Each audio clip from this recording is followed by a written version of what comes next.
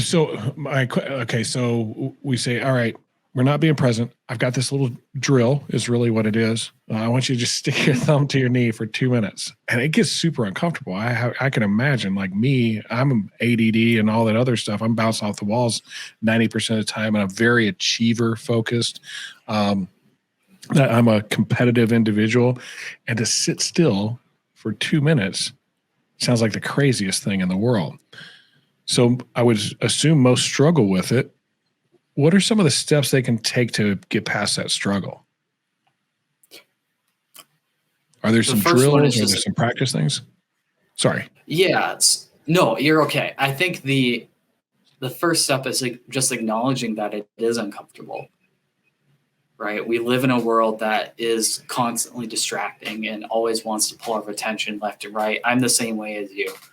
And what's really important is just understanding that the world wants you to be in this state of instant gratification, whether it is in and outside of life, but just learning how to be intentional. And I don't give what this really is. This drill is mindfulness training. And I don't like to give it that label. I really just call it as it is, just practicing stillness. And when people understand what that feels like to just incorporate and be intentional about building time to be still and away from the world, they find that they're able to just have a better relationship with, their job. They're having a better relationship with exercise because they take the time to really just be intentional and build that awareness around their thoughts and their feelings and what really makes them uncomfortable. And just learning how to be present in their own bodies and not checking out, and just really staying still. And sometimes, some people think of it as, Karate Kid, chop wood, carry water, but it is pretty simple at the end of the day. The world just wants to pull your attention as hard as it can in the other direction. Boy, I could not agree more. It's a thing we all struggle with. I think everybody struggles with this. I don't think it's, if they don't, they're an unusual bird. They're a hermit somewhere. Just the world and it's changed really in the last 10 years with the social media and the mobile technology. Now we've got this AI thing going on. There's all this stuff and then you take in division and politics, religion, and all that. Like there's a billion pieces of information just pounding on us daily. And we're out there going, I got to get as much of it as I possibly can. Where the reality is we should probably sit there for a second and go, why do I feel like that? Why am I feeling like I'm being left out, fear of missing out, all of that kind of stuff if I don't do this stuff? And what can I actually do about it? Lean into it, own it a little bit, reflect on it, and then get focused back on what I would say the priorities are. Like what's the next most important thing that I could really do that would fulfill me, help others, serve others, build my business, help me run a faster race, and get really honed in on focusing on those smaller things that are right now and present instead of being focused on all that stuff that could be going on out there. Mm-hmm. Did I break that down okay? If I understood you correctly, That's what I'm getting from what you're talking about. Yeah. And I think one thing I could add in there is not even necessarily why. Like, why am I having this feeling? Some people need to take a step farther back and say, what is this feeling? Right? Putting a label on that feeling and saying, what is this? When do I feel it? What does it actually feel like in my body when I'm distracted or, just trying to be distracted and not build intention or value into my business or my job or, just being a better athlete, right?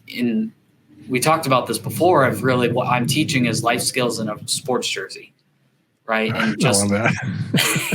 That's so great. Well, I played sports. Like I said, I played sports for a long time and I've coached sports for 20, 25 years. I retired 10 years ago from doing any of that. And I look at what I'm doing now as a sport. I actually call our clients athletes. I call the salespeople top reps. Like we create this very athletic feel to what it is that we're doing here, which is why I wanted to talk to you, because I think the two go hand in hand. Whenever I stopped being the athlete in sports, I started to be an athlete in business and really treating it the same way.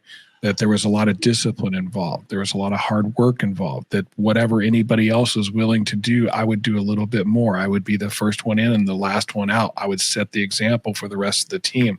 And all of those things that from a mental standpoint, take a lot of discipline to do. And I learned it from sports. I think we can take a lot of this mental performance stuff that you're talking about and really apply it to what we do in business. And I kind of think you might be missing an opportunity. I think you have this opportunity that these entrepreneurs probably could use a lot of your help. How would they get a hold of you? Like, if, in case there was somebody listening and said, "What?" Now, the other thing is, a lot of these entrepreneurs that are listening to this, they are athletes. Whether they're endurance runners, like I got a buddy that does the whole 100-mile endurance race. I'm like, you're out of your mind. I can't imagine running 100 miles. I got folks that are cyclists. I'm a cyclist. We have folks that are, the mud runs and that kind of stuff. We have all kinds of athletes that are in this world. And I think it's something that has to do with the two going very well together, entrepreneur and sports. If somebody wanted to get a hold of you and talk with you more about, hey, is there a way that you can help me with what I'm dealing with mentally to break some barriers and get through? How would they get a hold of you? Yeah, so I do have a website. I don't update it as much as I should, but I do have a website and my contact info is on there. Really just the best way to get a hold of me is through email. It's just ryan@perseveranceperformance.com. Website is literally just perseveranceperformance.com. I'm pretty active on LinkedIn. If anyone ever wants to connect with me on there, just trying to have a conversation. I'm open to even just starting and having like a 30-minute conversation with someone just for the heck of it and just saying, yeah, how could I help you? What are some skills that might be valuable for you that I can teach you over, 8 to 10 weeks? And let's see where we can go from there. Because I think even just in the last couple of weeks in the NBA, if you think of athletes that are going through a variety of different things right now, if you think about Giannis, if you think about KD, everyone that's in the finals right now and then postseason, the reality is you don't need to be a professional athlete for this stuff to work for you. And I would argue that it's more important for the 99% who don't have that physical ability to really start digging in and working on those different skills so that they can apply that and just make themselves better people, right? At the end of the day, I'm just trying to help people have better relationships with themselves and performance, whether that's on top of a roof or that's, out on a mountain somewhere going for 100 miles. So I think that I hope that answers. Crazy people. I got another buddy that does the mountain bike thing for 100 miles up a mountain. Like, it's just crazy. Oh my gosh. Yeah, I just no thanks. And like, there's several different races you got to do before that one before you can even qualify for it. So it's a pretty intense thing. Ryan, this has been a great talk.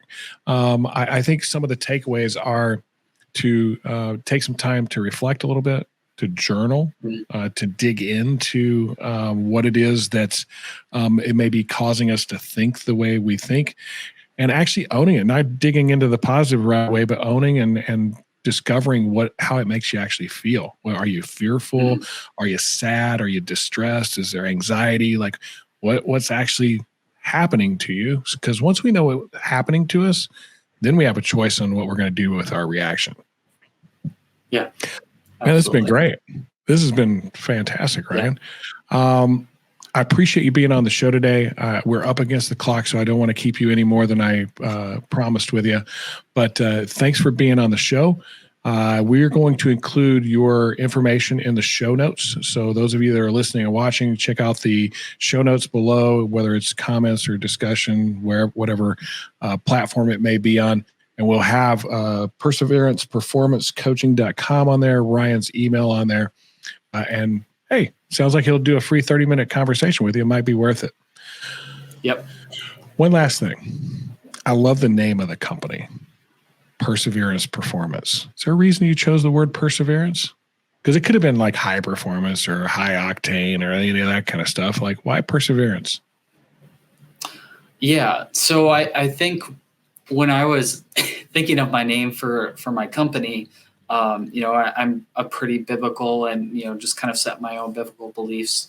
Obviously, I know people have their own biases towards that, but when I was in college, one of our team verses that I got to pick out as a captain for the cross country team came from the book of James.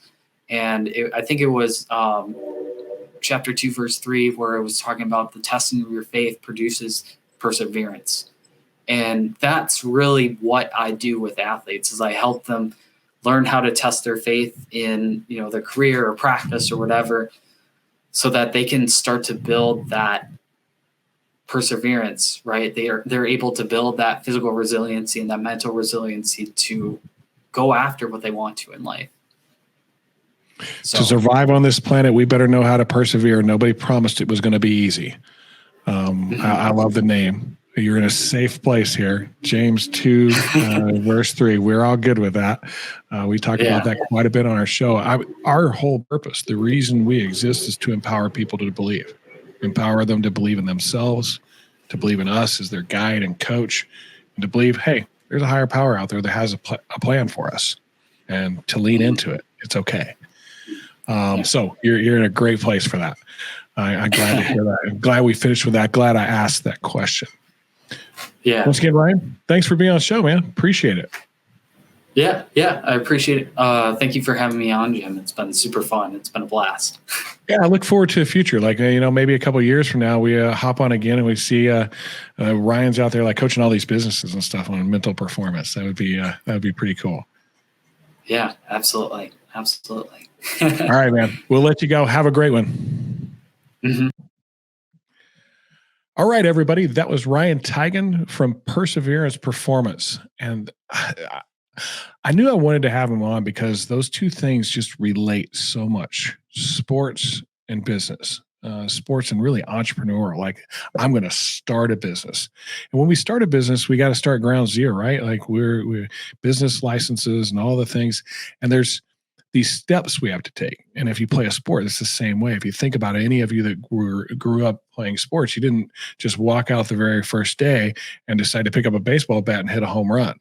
It was like a little soft toss here and there. There was a tee to hit off of. You had to have somebody show you how to swing. And that's what coaches are for. They're there to help you get those fundamentals down, build on those skills, develop a strategy for how to handle what it is that you're dealing with, or the goals that you want to achieve, and then be there with you to give you the advice and encouragement that you need along the way. It's what we do here at Contractor Coach Pro. We help contractors with the sport of business. We help you guys get control of that business by leading it better with processes and systems and accountability, so that it can then grow and then give you that thing you were hoping for whenever you started your business, which was personal and financial freedom for most of us, to do what we want with who we want when we want. If that interests you and you'd like some help with it, go to our website, contractorcoachpro.com. Scroll down a little bit till you see Take Assessment, and take the assessment that's on the website. It's no joke. It's 15, 20 minutes. So set some time aside, get all those distractions out of the way. Take the assessment. It's going to tell us the strengths and weaknesses of you and your business. If we get that, you're going to get a calendar link, and you can pick a time that works for you.